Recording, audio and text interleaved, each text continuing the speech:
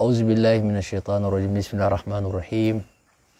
سبحانك اللهم خير معلم علمت بالقلم القرون الأولى، أرسلت بالتوراة موسى هاديا وبنى البتول فألم الإنجيل، وفجرت ينبوع البيان محمدا فسقى الحديث وناول التنزيل.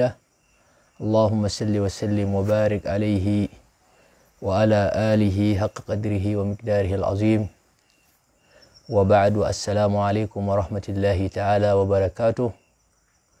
وفي هذه الدقائق الطيبة المباركة أردنا أن نتناول بيانا مهما أو لمحة سريعة في فضائل العمرة في شهر رجب. والحقيقة التي تقال إن الله سبحانه وتعالى فضل بعد الأزمان على بعضها، وفضل كذلك الأماكن على بعضها، كما كان هذا التفضيل ساريا حتى بين الأشخاص، كذلك هو سار بين الأزمان والأمكنة. وأشرف بقعة هي الحرمين، الحرم المدني والحرم الشريف. ومن الأزمنة التي لها ميزة كبيرة ومباركة هي الشهور الأربعة. إن عدة الشهور عند الله 12 شهرا في كتاب الله يوم خلق السماوات والأرض، منها 4 حرم، ذلك الدين القيم فلا تظلموا فيهن أنفسكم. والرسول صلى الله عليه وسلم ذكر هذه الشهور الأربعة في حديث صحيح أخرجه مسلم والبخاري، حيث قال رسول الله صلى الله عليه وسلم 3 سرد، وفي رواية 3 سرد أي متتاليات، فهي ذو القعدة وذو الحجة والمحرم، وواحد فرد وهو رجب مدر الذي بين جماد الآخرة وشعبان. وشهر شعبان الرسول صلى الله عليه وسلم فيما أخرجه ابن أبي الفوارس في أماليه من حديث حسن رضي الله تعالى عنه أن رسول الله صلى الله عليه وسلم قال: الرجب شهر الله، وشعبان شهر أو شهري، ورمضان شهر أمتي.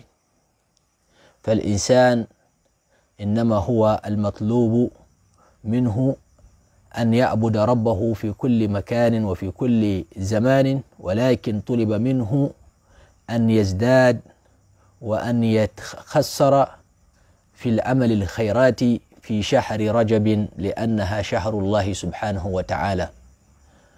ثم العمرة فيها والزيارة لقبر رسول الله صلى الله عليه وسلم في رجب له أهمية وميزة لا يوجد لغيره، لأن الرجب لها علاقة بمكان، والرجب زمان له ارتباط وثيق وعلاقة سماوية وعلاقة أرضية، علاقة زمنية وعلاقة مكانية بربطها بالحرم المكي. لأن في الرجب تم قوله سبحانه وتعالى: سبحان الذي أسرى بعبده ليلا من المسجد الحرام إلى المسجد الأقصى الذي باركنا حوله لنريه من آياتنا. كان في رجب الإسراء والمعراج، فكان له ارتباط بزيارة هذا المكان في تلكم الشهر أو في هذا الشهر الخاصة التي هي شهر رجب، لارتباطها بتاريخ خبير ولارتباطها بتوثيق الزمن والمكان مع الحرم المكي. ثم الله سبحانه وتعالى لما ذكر في قوله إن عدة الشهور عند الله 12 وفي آخرها فلا تظلموا فيهن أنفسكم، فالمفسرون يقولون أي لا تظلموا فيهن أنفسكم، أي لا يكون هناك القتال، لابد أن يكون هناك تأمين لزوار المسجد الحرام، لأن كان الزوار يزورونه خلال تلكم الشهور الأربعة ومنها رجب مضر، فالله سبحانه وتعالى منع القتال فيه. ثم إن حجر العسقلاني ألف كتابا وسماه التبيين. هذا الكتاب الذي سماه تبيين العجب بما ورد في فضل رجب، كان يذكر لرجب 18 اسما اهتمام العرب بها وحتى إلى أيام الإسلام، ومن أسمائها سميت بالأصب، قال لأنها يصب فيها الرحمات وتتدافق كذلك لطف الله سبحانه وتعالى في هذا الشهر، وكذلك العمل يضاعف ويضاعف لمن فعل.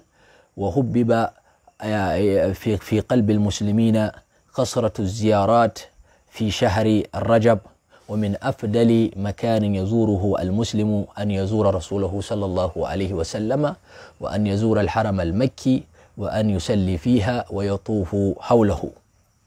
والرسول صلى الله عليه وسلم كان يقول: تابعوا بين الحج والعمرة فإنهما ينفيان الفقر والذنوب كما ينفي الكير خبث الحديد. ومن ثم أنه صلى الله عليه وسلم أشار إلى العمرة وأشار إلى الحج، ثم قال: أما الحاج والمؤتمر فإنهم وفد الله تعالى. الله سبحانه وتعالى ناداهم فأجابوا دعوة ربهم، فسألوا ربهم فأعطاهم ربهم ما سألوه.